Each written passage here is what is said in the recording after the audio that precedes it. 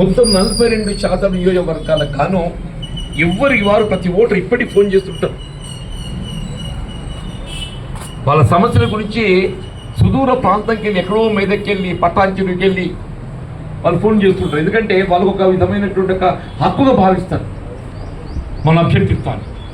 ఇటువంటి ఆర్థిక భారం లేకుంటే ఏదైతుందో మొత్తం 42% నియోజకవర్గాలకు గాను ఎవరికి వారు ప్రతి ఓటర్ ఇప్పటికి ఫోన్ చేస్తుంటారు.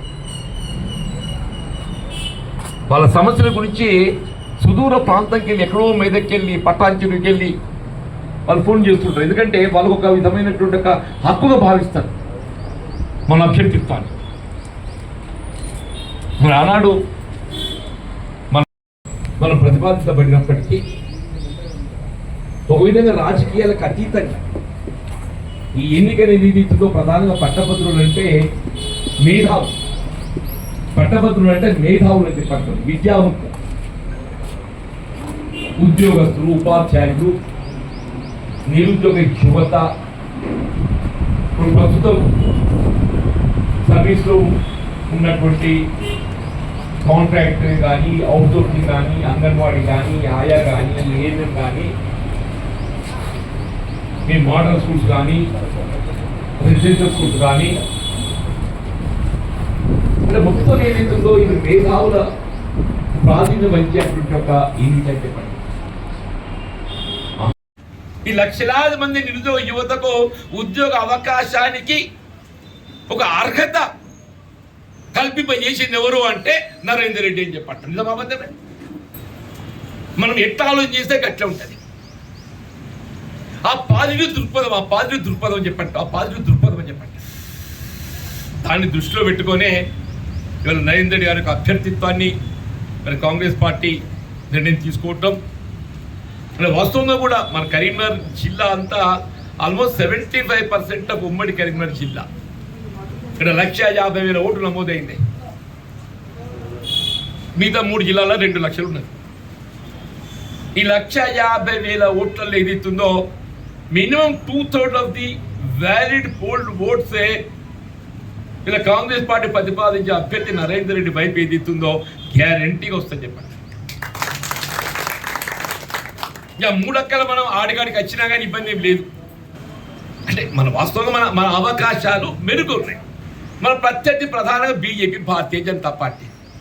సరే, సైద్ధాంతికంగా భారతీయ జనతా పార్టీ కొన్ని సిద్ధాంతాలు ఉన్నాయి. అదే మతపరమైన పార్టీ కావచ్చు కాక, సమాజాన్ని చీల్చే ప్రయత్నం చేసేది కావచ్చు కాక, దానికి కొన్ని సిద్ధాంతాలు ఉన్నాయి. మరి వాళ్ళ అభ్యర్థికి ఏం సిద్ధాంతం ఉందే? కానీ కాంగ్రెస్ పార్టీ ఒక లౌకిక వాదానికి కట్టుబడి ఉన్న ఒక రాజకీయ పార్టీ, ఒక సెక్యులర్ పార్టీ. దళితులు, బలహీన వర్గాలు, అల్పసంఖ్యాక వర్గాల సంక్షేమం కొరకు కట్టుబడి ఉన్న పార్టీ కాంగ్రెస్ పార్టీ. దాంట్లో అభ్యర్థి యొక్క సేవలు ఏదైతుందో నరేందర్ రెడ్డి గారి యొక్క సేవలు లక్షలాది మంది నిరుద్యోగ యువతకు ఉద్యోగ అర్హత కల్పించినటువంటి వాడు నరేందర్ రెడ్డి. ఇది 2 జోడైనవి, పార్టీ, అభ్యర్థి.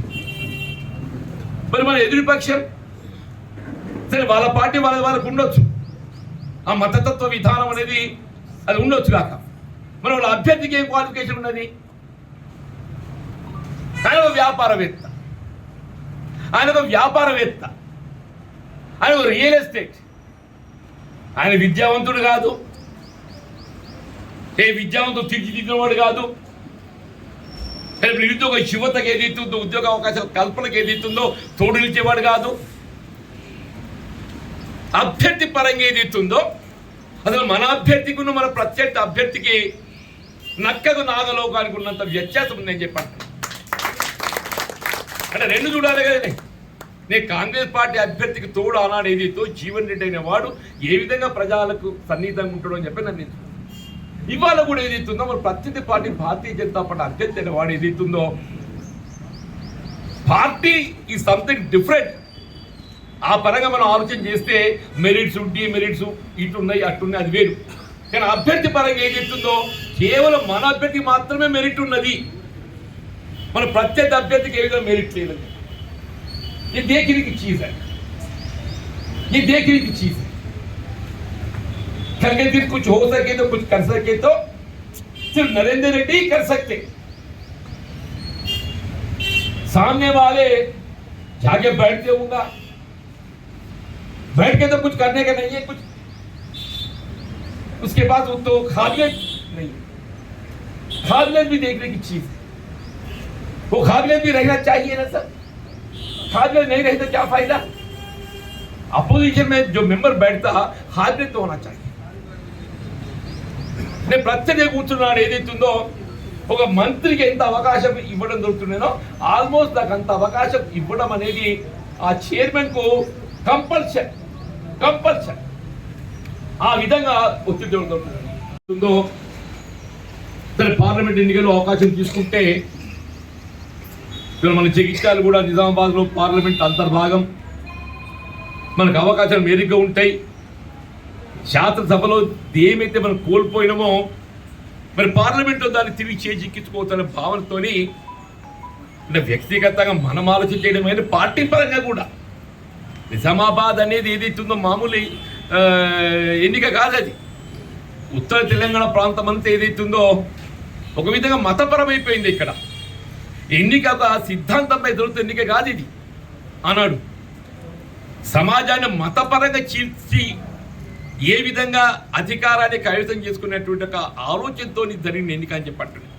నిజామాబాద్ కానీ, ఆదిలాబాద్ కానీ, కరీంనగర్ కానీ, మెదక్ కానీ, మల్కాజిర్ కానీ, సికింద్రాబాద్ కానీ ఇవన్నీ కూడా ఇక్కడికి అక్కడ ఒక బెల్ట్ అంటున్నాను నేను। ఓట్ అనేది ఒక మతపరంగా రాజకీయ పరంగా కాదు, మతపరంగా చీల్చబడ్డ। ఆ మతపరంగా చీల్చబడ్డంతో ఏదైతుందో పార్లమెంట్లో మనం ఫలితం పొందలేకపోయింది। రెండు దెబ్బ మీద దెబ్బ, శాసనసభ పార్లమెంటు ఈ రెండు దెబ్బ మీద దెబ్బ పడ్డ తదుపరి ఇప్పుడు మళ్ళీ మండలికి ఏదైతే పోటీ చేయాలంటే అంటే కొత్త వయసు, ఆర్థికంగా మనకు ఉండేటువంటి సమస్యలు, పోటీ చేయాలంటే ఏదైతుందో నాకు ధైర్యం చాలలేదు వాస్తవం చెప్పండి। మళ్ళీ ఈ స్థానాన్ని భర్తీ చేయడానికి వీళ్ళు పాపులారిటీ ప్రధానం అని చెప్పంటున్నాను। ఒకటి పార్టీ ఐడియాలజికల్ సిద్ధాంతం ఒకటైతే రెండోది అభ్యర్థి పాపులారిటీ దానికి తోడు కావాలి। ఆ అభ్యర్థి పాపులారిటీ అనేది నరేందర్ రెడ్డితో అది సాధ్యమవుతుంది। ఆ పాపులారిటీ ఏదైతుందో మరి జీవన స్థానాన్ని భర్తీ చేయగలుగుతున్న భావనతోని నరేందర్ రెడ్డి యొక్క అభ్యర్థిత్వాన్ని కాంగ్రెస్ పార్టీ నిర్ణయించేది।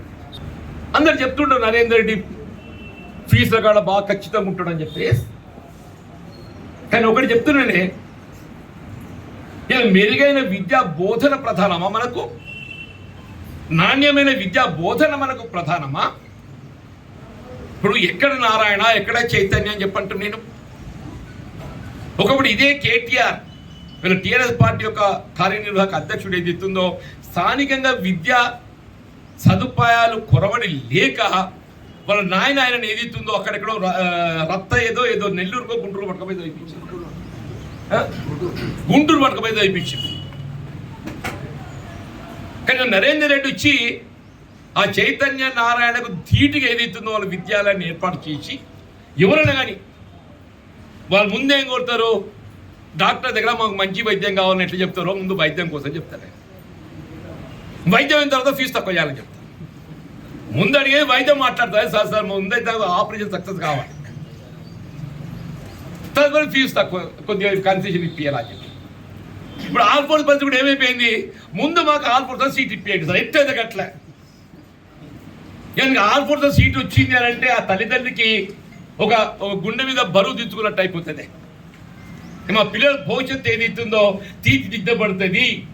ఆల్ఫోర్స్ నరేందర్ రెడ్డి యొక్క విద్యాలయం లోపల వాళ్ళ భవిష్యత్తు తీర్చిదిద్దబడుతున్న ఒక విశ్వాసంతో అది ఏమైనా మంచిదే, మాకు ఆల్ఫోర్స్ విద్యా సంస్థలో సీటు కావాలి, చదువు ఎవరైనా సహజమే, నేను రూపాయలు రేటు తక్కువ చెప్పేమని చెప్పి మరి నిరుద్యోగ యువతకి ఏం కావాలని ఆ ఉద్యోగ అవకాశం పొందడానికి కావాల్సినటువంటి ఒక నిర్ధారిత ఉద్యోగాల భర్తీలో ప్రధానం కావాల్సింది ఏంటి, ఆ ఉద్యోగ అర్హత అనేది ఏదైతే ప్రధానమని చెప్పంటున్నాం।